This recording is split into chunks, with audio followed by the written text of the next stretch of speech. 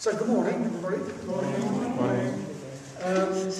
If you see me hobbling around in a slightly strange way, it's not that I'm practicing the hula hoop. I've got a bad back, okay, so bear with me. And that's very odd to be videoed, sort of a strange body position. There we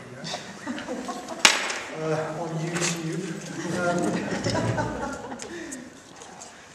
So you might have noticed there's some clipboards there and there's some bits of paper. This is a plug for the old and obsolete habit of note-taking. So you might want to actually take notes. I think these days we've got out of the habit of taking notes because we think, well, I can always watch it on YouTube or something. But it's actually something quite good about taking notes because you have to sort of organise it for yourself. It sort of goes through you and you make it your own. Recently, well actually last Wednesday, we were on the 4th week of the intermediate course and this woman said, is there anything that sets down all that we've done? And I said, no. And she said, oh, I really wish I'd bought a notebook. I said, well, so do I. So, you might consider that. So, the theme of this weekend is connecting with the self, connecting with ourselves, connecting with other people, connecting with the world around us in the sense of the environment, and connecting with reality. And we're going to be exploring that in quite a few different ways. But first of all, why connect? Why would we want to be connected? Why would we want to sort of exist in splendid isolation as individuals, independent of what goes on around us? Well, maybe we would, actually. Maybe we would in some ways.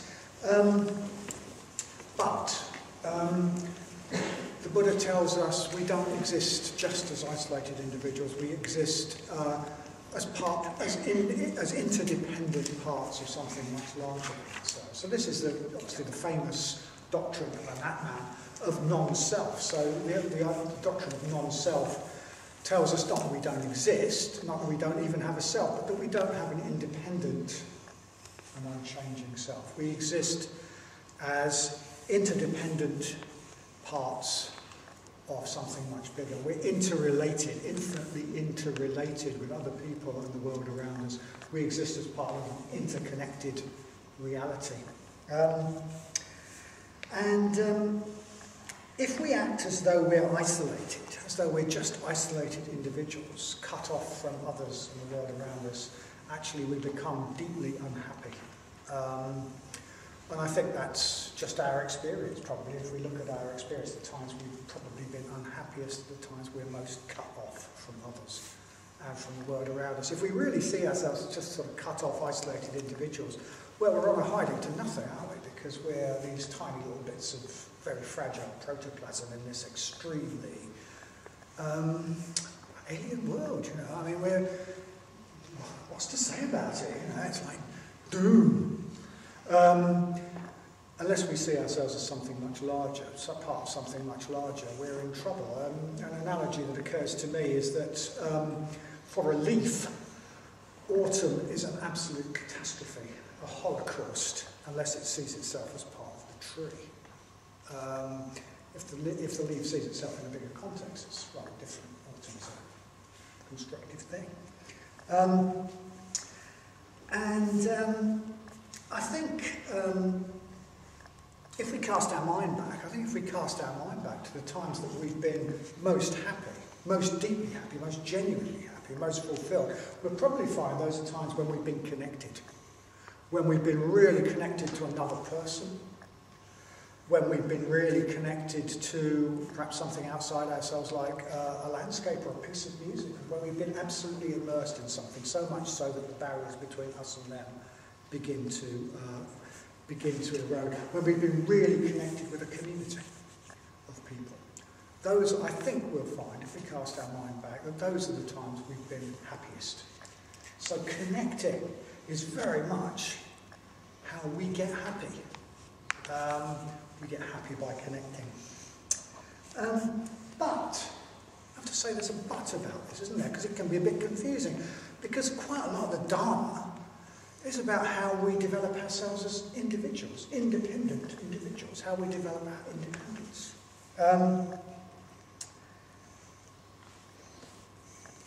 We, as well, you know, we need to become independent. We need to become individuals who can think for ourselves, who can make decisions for ourselves, who can decide the course our life takes for ourselves, who aren't constantly blown around by the opinions of other people, unless they're people we decide to give us, to give some say over us, not constantly blown around by the opinions that just, or the views that just happen to be fashionable in this particular little time era that we're alive in, and not just taking those on board as though, oh, that's what everybody thinks, so that everybody who's like me, so I must think that, not doing that, not being blown around by circumstances. A lot of what we're trying to do, actually, and a lot of what the Dharma is about developing our individuality.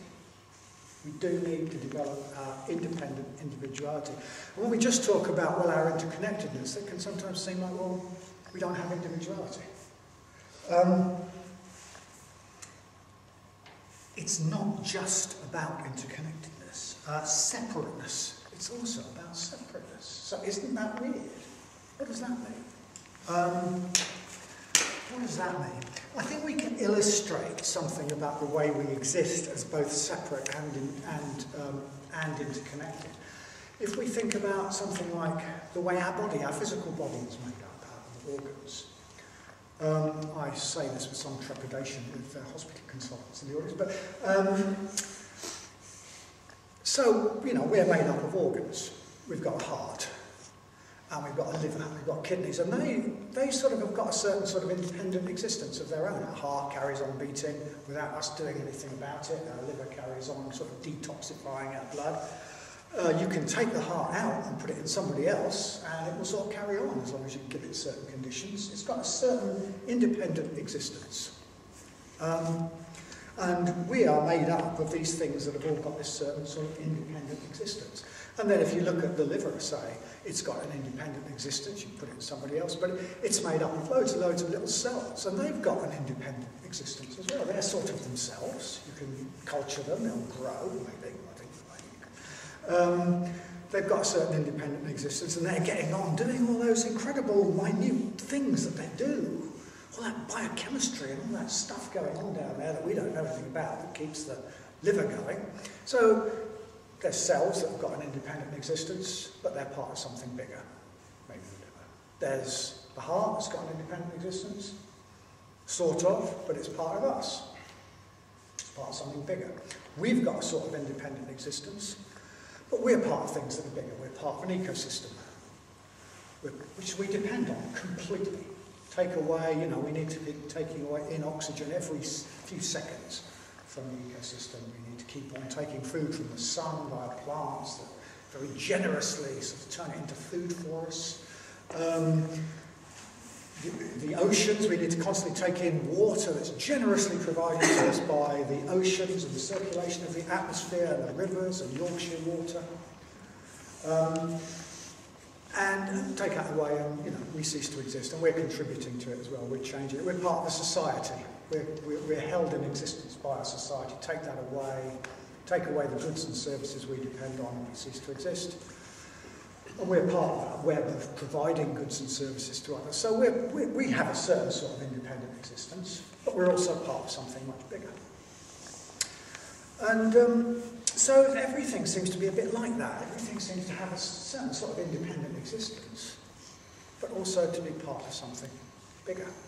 And if you just see it as one or the other, we're seeing only part of the picture.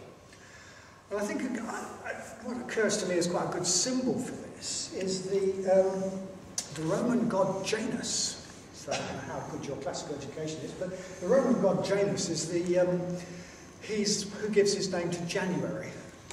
And the reason he gives his name to January is because he faces in two directions. He faces both the old year and the new year. He's the god of doorways, transitions, dual natures, things that are a bit on this side and a bit on that side. And he's got two faces. He's very odd looking. He's got one face that way and one face that way. So he's got two faces, and it's like those two faces are our two faces and the two faces of our heart, if you like, and our kidneys. One face sees individuality, sees independent selfhood, as it were, sees that I am an individual. The other face sees ourselves as part of something much bigger than ourselves, a number of things much bigger than ourselves. So to have a full picture, we need to look through both the eyes of both faces.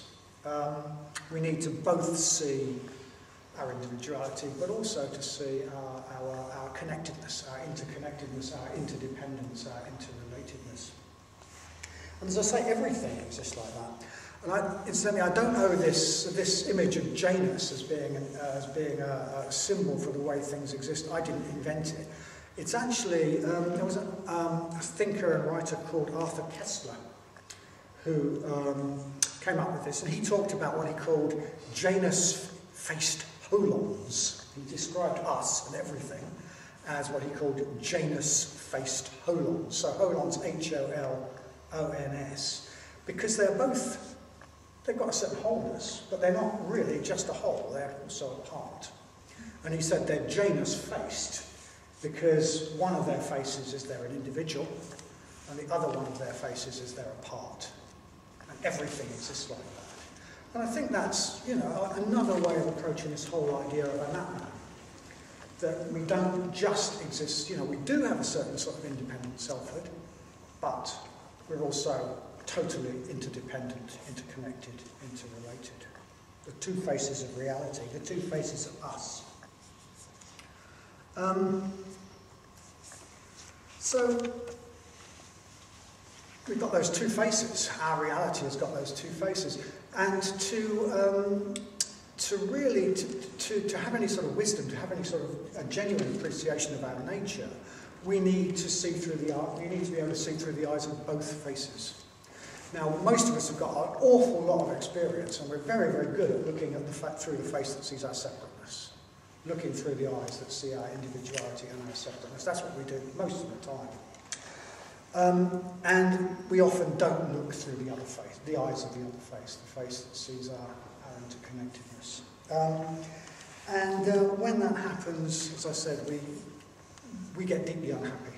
We get deeply unhappy because we're only living according to part of our reality.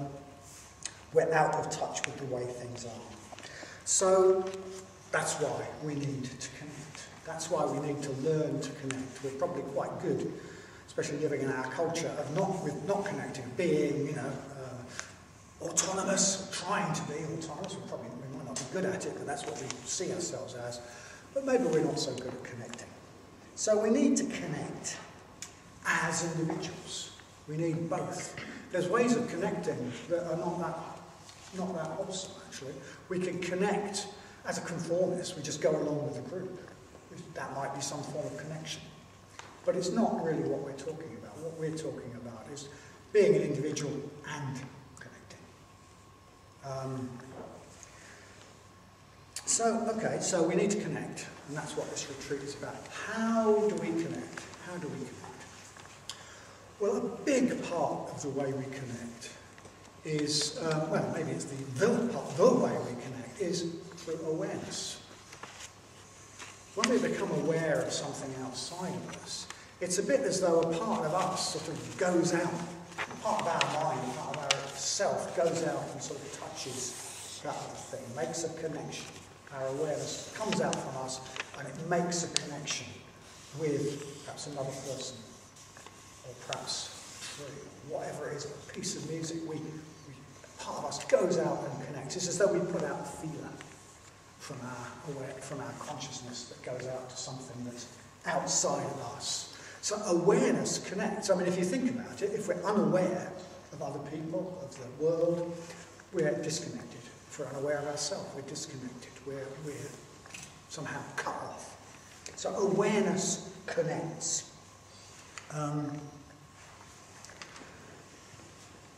But there's awareness and awareness. We talk about mindfulness, and Sangharakshita describes mindfulness as an appreciative awareness, an appreciative attention to something. Because real mindfulness, real awareness, also has this element of metta. It's got this element of appreciation. There's a sort of near enemy of mindfulness, which I'm afraid some Buddhists fall into, which is a sort of cold, detached, standing back from, almost critical. So you're very much you're very much isolated. You're very sort of separate, and you're just sort of observing something else in a slightly sort of superior manner. I am, almost observing yourself in that manner. I am now walking. I am now putting on my shoes. But that very cold, clinical sort of awareness. And in a way, that's certainly not the awareness that connects. I think it's questionable that is genuine awareness. To really know another person, for example, we have to feel for them. We have to sort of slightly put out our feelers to them. We have to empathise with them to know another person. We have to have that element of metta. If we just stand back and judge them as a separate, sort of cold, in a cold, separate way, we're not really aware of them. We're not really aware of a piece of music if we're just sort of, we refuse to let it affect us. We don't sort of, we keep ourselves separate from it and just analyse the deficiencies of the composer's knowledge of harmony and the performers.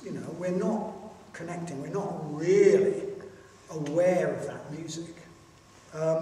We're not really aware of a sunset if we're just thinking, oh, well, I wonder probably that red has got a wavelength of such and such, and there's that. And that's formed by the refraction of the atmosphere. We're not really aware of it. Our awareness of it means letting it affect us, letting the beauty of it is part of it. It needs that.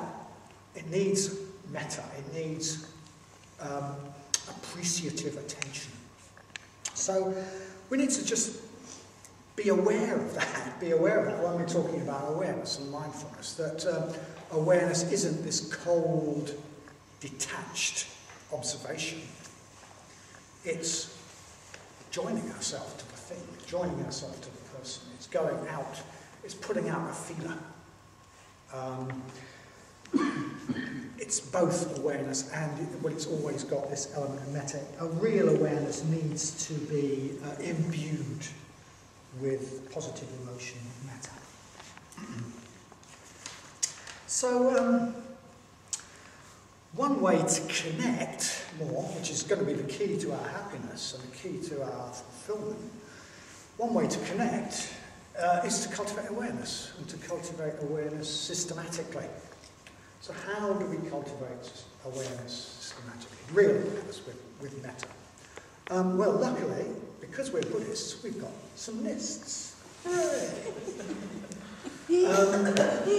So the Buddha, one of the Buddha's most sort of most famous, most influential suttas, discourses, is the Satipatthana Sutta, the discourse on the foundations of awareness. And in that, he gives us a really sort of systematic way of increasingly connecting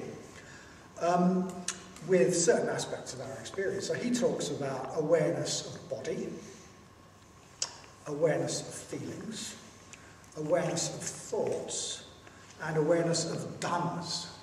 So that's the four foundations of awareness. Dhammas, we could say realities. We could call that realities. So awareness of self, awareness of feelings, awareness of thoughts, awareness of realities. That's the really famous four foundations of mindfulness, or four foundations of awareness. And Sangharakshita, the founder of our order, has sort of taken that and just expanded it a bit, actually, because in some ways that's only a partial list. And he's expanded it to say, well, actually, he's called to what he calls the four dimensions of awareness. So the four dimensions of awareness, according to Sangharakshita, are awareness of self, which of course includes awareness of body, awareness of feelings, awareness of thoughts. First of all, awareness of self. Secondly, awareness of others, awareness of other people. Thirdly, awareness of the world around us, the environment, things, what we call things. the environment. And fourthly, as with the Buddha, awareness of reality. So that's Sangharakshita's four dimensions of awareness. And you might notice a certain similarity between that and the theme of this retreat, which is connecting with self, connecting with others, connecting with the world and connecting with reality. So that's the structure, as it were, that we're sort of approaching this with. So, first of all, awareness of self. Okay, so we've already seen that we need to become individuals. We need to become ourselves. We need to become our potential. We need to discover our deep resources, what really moves us at the deepest level. We need to become the person we could be. So we need to be aware of all that. And I think Vadanya is going to talk a bit about that tomorrow. Is that the case? So Vadanya is going to very much talk about that tomorrow. So that's one aspect of becoming aware of ourselves, which we're going to hear more about tomorrow. How we become the person, how we use our awareness to become the person we could be. But there's the other aspect, the aspect that the Buddha focused on in the Satipatthana Sutta, in the four foundations of mindfulness, four foundations of awareness, is awareness of body, awareness of feelings, awareness of thoughts. And we heard some readings last night that just sort of really underline how important the Buddha thought, well, the Buddha knew, awareness of the body was. So we heard this is the one thing which, if developed, leads to wisdom. We heard a short reading from Gavin, and we heard a longer reading from Terry, both of which were talking about, well, the one from Terry about how we cultivate awareness, the one from Gavin particularly saying how important this is, just how important awareness of the body is. So why is it so important? Why is that so important? Why is it the one thing which, if cultivated, leads to wisdom and liberation? It seems a very odd thing to say. He's not saying it's the only thing, but he is saying it's the one thing. It's, in a way, it's a really sort of foundational starting point. Why? Well, in both those readings that we heard last night, the Buddha talks about how awareness of the body leads to calm. It leads to calming the body. It leads to calming the mind. And how that in turn leads to leaving behind what's called worldly thoughts, worldly preoccupations. When our body and our mind calm down, we get down out of this sort of whatever's going on up here. There's a sort of a racket going on in our minds, the top sort of 4 inches of our head, most of the time, sort of chatter of thoughts, rather obsessive thoughts and mental constructions and stories and things about the future and things about the past. Whole sort of mental construction that we live in up here. And it's not real. It's not real. We've made it up. It's stories we've made up, and it's sort of mental weather, and it just happens. And when we become aware of the body, we're sort of grounding ourselves in a certain sort of reality. That's real. That's real. All this stuff is mental construction. And becoming aware of the body does calm us. It does have the effect of calming us, of taking us to a realer place, and of allowing all of that to just calm down as well. And that's just an experience. That's what people experience. It's not like I haven't got a theory to explain that, but that's just, I think, what our experience is. That when we're really grounded in the body, we're calmer, we're sort of more connected, we're much more in the reality than we are in all this stuff that goes on in our head, this world of anxieties and stories and worries and so on.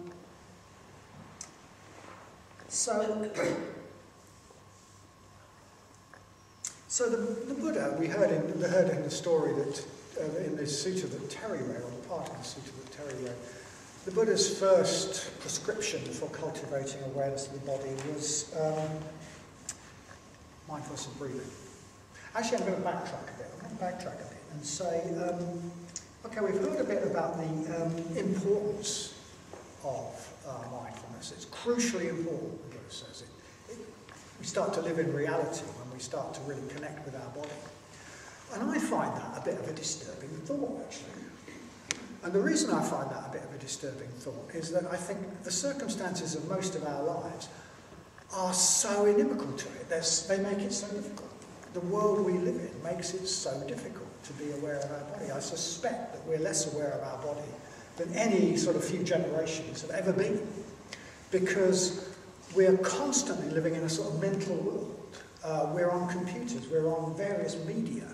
We're living in a world of media and of input, and you see people walking up the street with earphones on, sort of bombarding their minds with something different. We might have breakfast and look at the internet and have the radio on, and all of that is making it very difficult for us to actually be in our body. If we compare ourselves with a ploughman of the Buddha's time, just ploughing a furrow, using his body, having to be very aware of his body, to know what he's doing. I think, it's going to be very difficult for us. Our life is very high-paced. We have lots of input.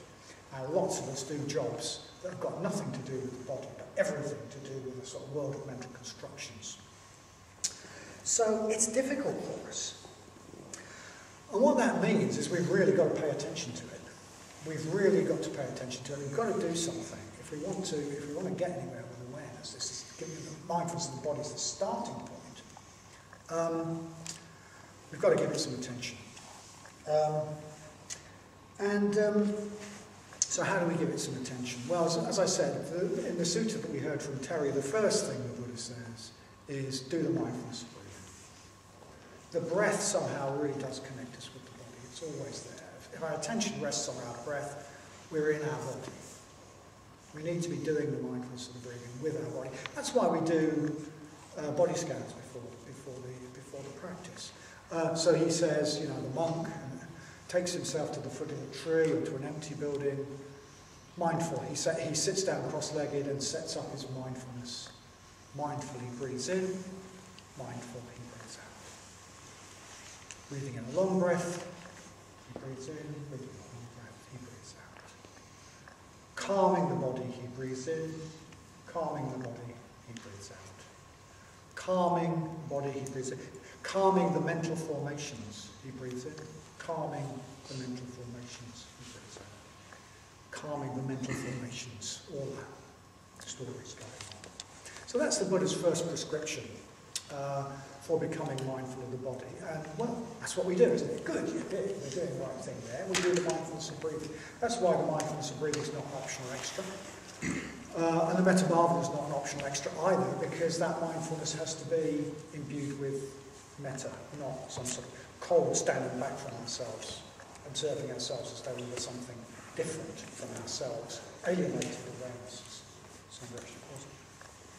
So we do mindfulness of breathing. We also in that sutta, the Buddha talks about other times as well. So he talks about, standing, sitting, lying down, extending our limbs, eating, chewing, defecating, urinating. We know how our body is disposed. Our body is infused with mindfulness. We're just in our body. That's what he says.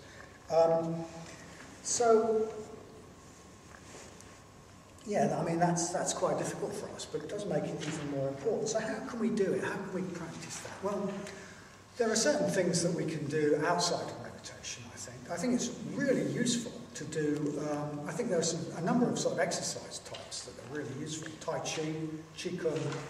I think yoga, I've never done yoga, but I know that Qigong and Tai Chi are quite good for sort of being in the body and knowing what your body's doing. And luckily we have some of those go on here. Hooray. I think simply using our body, doing any form of exercise and using our body with awareness. So if we go for a run but we've got earphones in and we're listening to music or the news, well, that's not going to help us to be mindful of the body. But if we walk, run, swim, do something like that with mindfulness, with awareness, seeking to make it a practice, almost a meditation practice, to be aware of what our body's doing. Personally, mindful walking, just, use time like walking to work or whatever. Mindful walking, being aware of what's going on, being aware of your feet touching the ground, being aware of what your body's doing. That's something I've tried to use. Mindful swimming. I mean, I've sometimes almost got into Dhyana, I think, doing swimming. It's very dangerous. You can drown and end up in trance. I remember swimming off the south coast. I used to live on the south coast for a while. I remember swimming into this beautiful sunset. And the water was just absolutely smooth, and there were these beautiful rosy ripples, and I was swimming into it like this. Dhyanic experience. I was thinking, oh my God! It's a long way back. Anyway, but you can do it as a pool, as long as there aren't any lane hoppers. But I think mindful swimming. So things like that. I think we have to give thought to how we cultivate mindfulness of the body, and not just try to live in our ideas. And that's really, really important. The Buddha absolutely stressed it, and it's difficult in our society, so we've got to give it some attention.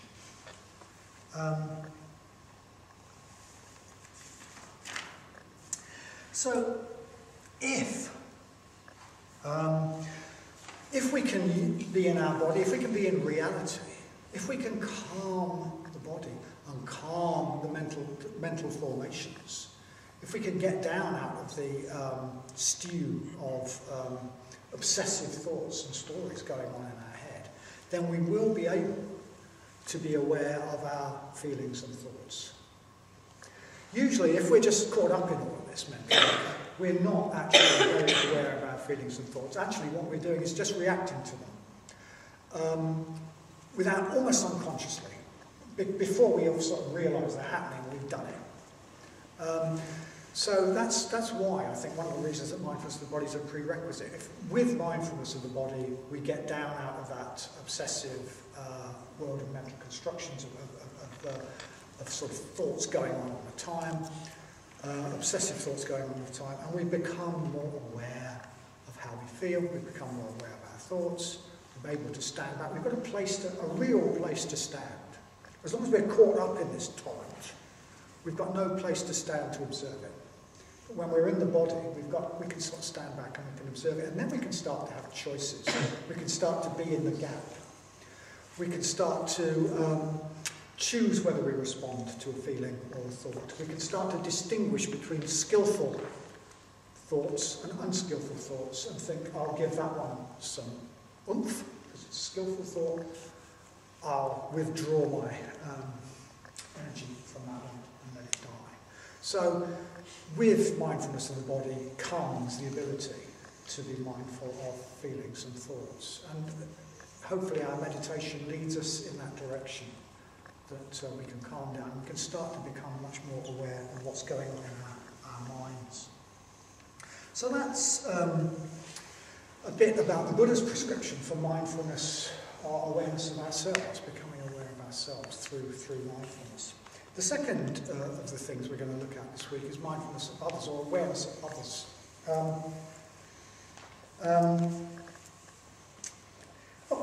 So connecting with others, we said. Connecting with others. And once again, awareness is the key. If we're not aware of others, well, we're not connecting with them, are we? Awareness is the way we connect. Metta is the way we connect. We heard Peksharaja talk earlier about how the metta bhavana is it's a really key way of connecting with others. And part of course, what we do in metta bhavana is we become aware of others. Even if we didn't do much more than that, we're calling others to mind. Very often, we're so tied up in ourselves, we're hardly thinking of others as independent people. But just simply the fact that we call others to mind, we become aware of them in our mind. So we become aware of them, we connect with them. It's almost as though part of us does go out and sort of touch that other person, put a feeler out, we wish them well. So the metta bhavana is a crucial way that we're connecting with others.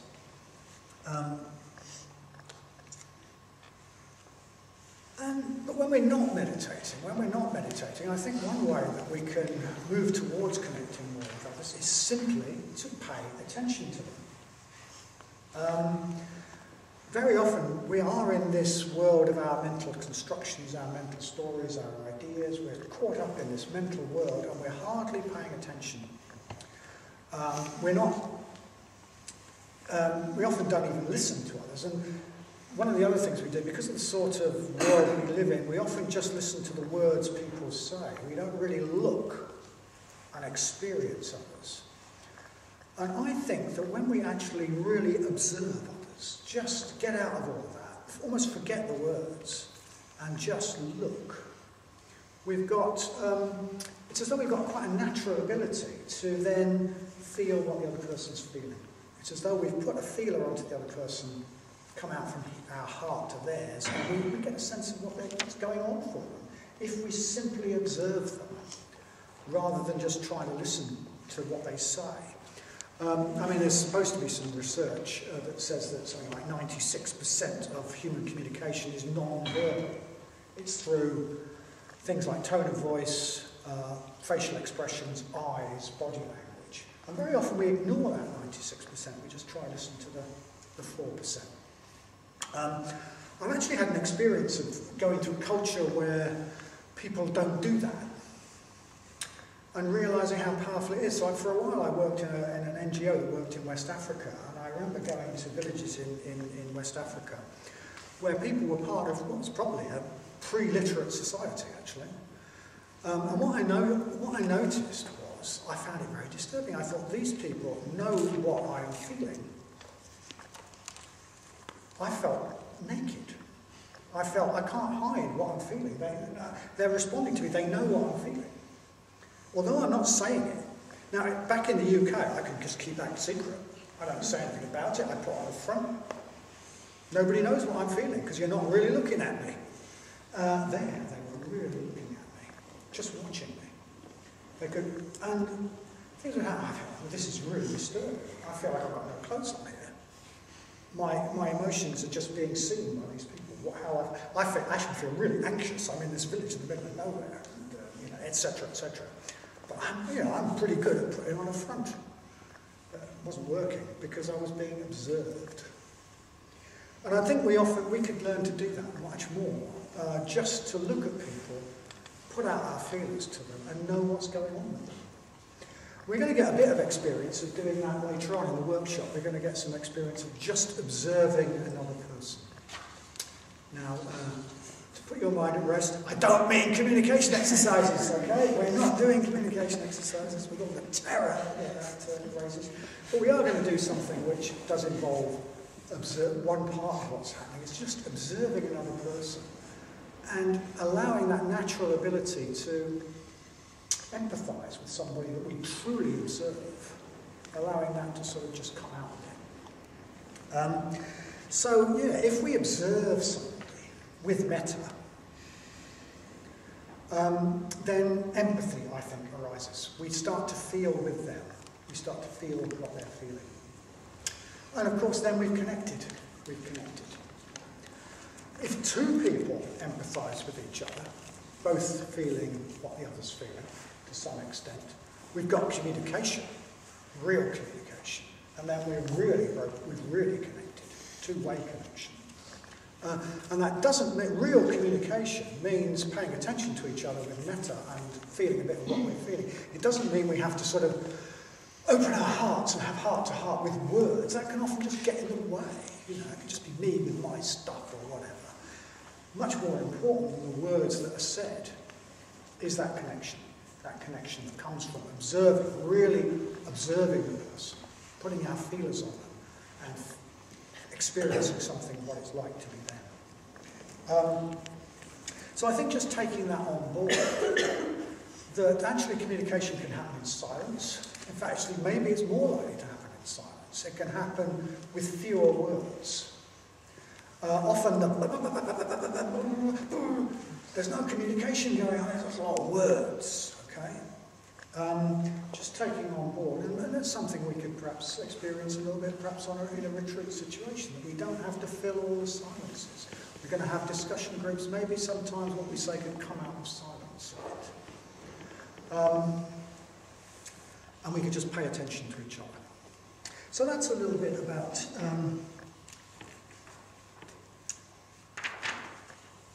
connecting with others. And then connecting with the world. Again, building on awareness of the body. When we're down and out of this obsessive world of thoughts, that goes on a lot of the time, obsessive mental chatter, we can observe the world. If the mental chatter's going on, we won't be observing the world. We'll be in that. That's when we're not connected. That's the world we're in. We're in that world of our mental chatter about me. Me. What I want, what I might not get, what stories about me. When we come down out of that bit, we can start to connect. We can start to look at the world. We can start to listen to the world. We can start to smell the world, feel the world. Actually, making an exercise of doing that, of just looking, just listening, just feeling, just smelling, can also be a way of getting into reality and out of the world of obsessive thoughts. It's very connected with awareness of the body, I think. And I think, once again, as with awareness of the body, we live in a world that's not perhaps conducive to that. I go for lots of walks in the Peak District. I see groups of people walking through the most amazing scenery. And then you hear the talk. It's about my kitchen, and about the job, and about the route I took to get to Devon. And it's absolutely unconnected with this astonishing reality that people are within. It's all that world of up here. But very often what people say when they start to practice meditation is you start to see more, you start to observe more. And the world suddenly starts to look a lot more interesting and a lot more beautiful. And I think this is something we just should really take on as a practice, to do that, to actually do that, to look, to listen, to feel. A really good practice, I think, is to just go for a walk on your own and look, listen and feel. We can do that anywhere. We can do it on the way to work, we can do it at lunch hour, we can go out to the Peak District and do it. When we do that, we're actually connected. We're actually connected with the reality around us. And what we start to see is that that reality is mysterious, beautiful, wonderful. We're surrounded by a mysterious, beautiful, wonderful world. I sometimes call it magical. I don't mean in any sort of, Shazam sense. I mean, it's inexplicable. It's quite remarkable that we exist in the world that we do, and we're often not paying attention to it because we're thinking about our kitchen units or something, what's on the telly. So I reckon making it a practice to, for example, just get out into the world and not be in the extension of our sort of mental world that happens in a lot of conversations where we're just throwing ideas at each other, but actually be in the reality of the wonderful world. We can start to really connect with this mysterious, wonderful, beautiful universe that we're part of. And actually that's one of the deep pleasures of life. It's a huge, if you've experienced, well, you must all have experienced that, it's so deeply pleasurable. It's so deeply nurturing. And it's also liberating. Because when we're caught up in this sort of world of mental obsessions, we can't really appreciate the simple things of life, the real beauties of life. So we've got to have all sorts of usually expensive pleasures and entertainments and possessions to sort of keep us happy. And that keeps us, of course, slaves to the machine, slaves to the consumer society. If we start to appreciate the simple things, the taste of our food, the smell of the air, the look of the sky, the look of the trees, well, there's loads of pleasure in life, and it's all free. You don't have to work for it. So there's a certain liberation that comes with that as well. But maybe most important, we do start to see things more as they are. We start to see that the world is mysterious. What's going on? We start to see that it's wonderful. We start to see that it's beautiful, really, really beautiful. Slightly scary, awesome. So we start to see the nature of things. We start to see reality. we're moving into connecting with reality. When we get down from the world of mental obsessions into really being aware of ourselves, really being aware of others, really being aware of the world around us, we start to experience reality much more and more. Experiencing reality, connection with reality, is not about having lots of clever ideas about reality. It's not having sort of really sort of sophisticated intellectual concepts.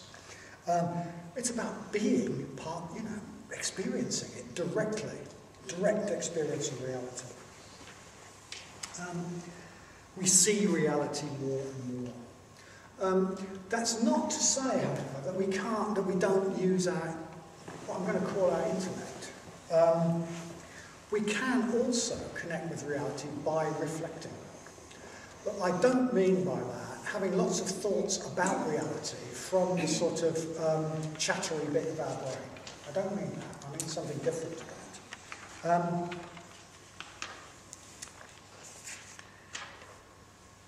I mean that we can, in the same way that we might observe our body, or observe another person, or observe a landscape, without being in the reality of it, and not in the non-reality of our sort of stories, we can observe a truth.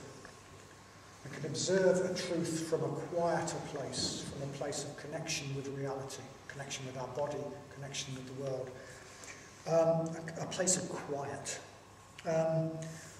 We can observe it and watch what thoughts well up from a deeper level, from a deeper wisdom, if you like. So sometimes people come along to the Buddhist Centre and they've read books on Zen or something, and they say, oh, well, it's all about getting rid of thoughts. Well, tosh. Hogwash. Get rid of thoughts and, you might as well go and be a farm animal. Get rid of thoughts, it's not about getting rid of thoughts. We can think, we've got intellects. That raises us above the level of unthinking, apparently inanimate things. We need to think, but we need to replace that sort of obsessive chatter with thinking that comes from somewhere deeper. We need to think, but we need to think with a deeper part of ourselves. We need to be able to not be thunk, as it were, not just have mental weather going on, but to be able to think in a more directed manner and to be able to allow thoughts to come from somewhere deeper. That's sort of, we're getting towards insight if thoughts come from somewhere a bit deeper. They seem to well up from the depths somehow, coming up from a deeper level. And we're also going to be doing a bit of an exercise on that later. So that's a bit of an experiment, but this idea of just observing the truth, and not having loads of thoughts about it, and not feeling the need to be clever about it, and not feeling the need to sort of come up with lots of ideas about it, but just to taste how it feels, to see what comes up from a deeper level. So we're going to be having a go at doing that this afternoon, which I approach with some trepidation, but we'll have a go, okay? So that's a little bit about connecting with self, connecting with others, connecting with the world, and connecting with reality. So I think what we're going to do now is go and connect with some people in a small group.